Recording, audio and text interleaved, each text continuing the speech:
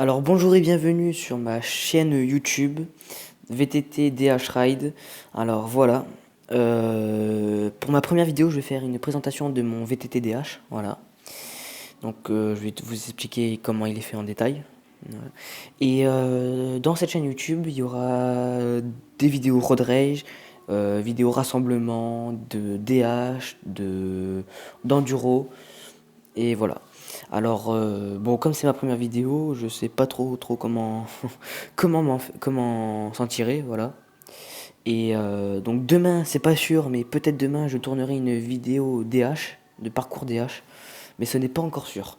Voilà, donc je vais vous présenter le vélo. Donc c'est un Rockrider 520S tout suspendu, voilà. Donc c'est un Between de chez Decathlon. Donc c'est un tout suspendu, donc c'est-à-dire il y a une suspension à l'arrière et des suspensions à l'avant. Voilà. Alors les suspensions, il y a du 120 de débattement, donc ça représente du 12 cm de débattement. Donc il y a quelque chose aussi sur ces fourches qui est pratique, c'est qu'on peut bloquer et les débloquer, voilà comme ceci, pour le type de terrain qu'on fait. Voilà. Donc ça c'était pour les niveaux de la fourche. Après pour la suspension arrière, nous allons partir aussi sur du SRAM. Voilà. Donc c'est une suspension arrière à ressort et non pas hydraulique comme sur certains DH. Voilà. Alors celle-ci nous ne pouvons pas la bloquer, mais on peut la régler. Donc je sais pas si vous voyez très bien, mais il y a un plus et un moins. Oui voilà comme ça. Donc on peut soit la serrer, soit la dévisser. Voilà. Donc ça c'était pour les suspensions. Après, au niveau du pédalier, ça va être du SRAM. Donc voilà. Donc pas comme sur certains VTT qui peut avoir, ça c'est de l'alu et pas du plastique.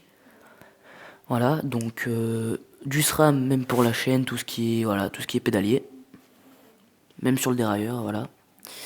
Donc après, qu'est-ce qu'on pourrait dire d'autre? Oui, les freins.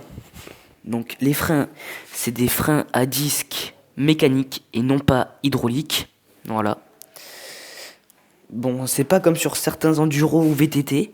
Alors ces freins-là, en fait, comme c'est sur un DH, ils vont mettre plus, enfin, on va avoir plus de difficultés à freiner très vite que sur un autre VTT par exemple. Voilà.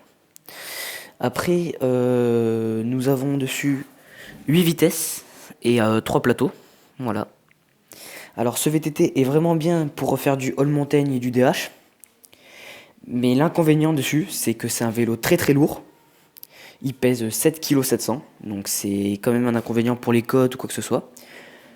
C'est quand même assez encombrant, mais sinon franchement, question suspension, frein, pédalier et confort du vélo, franchement, par rapport au prix qu'il a coûté, franchement, ça c'est super quoi, enfin c'est nickel. Après, ce qui est sûr, c'est que c'est vachement galère, comme je disais, dans les côtes, quoi que ce soit, parce que plus c'est lourd, plus c'est compliqué dans les côtes. Donc voilà. Donc la vidéo est finie de mon présentation de VTT. Alors peut-être dans les semaines qui vont suivre, il y aura une autre vidéo de présentation de mon équipement. Donc c'est-à-dire de mes protections, de mes accessoires et tout.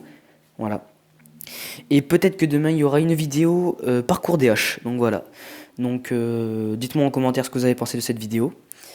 Dites abonnez-vous, lâchez un like si si vous aimez, ou si vous avez pas aimé, ne mettez pas un like, voilà.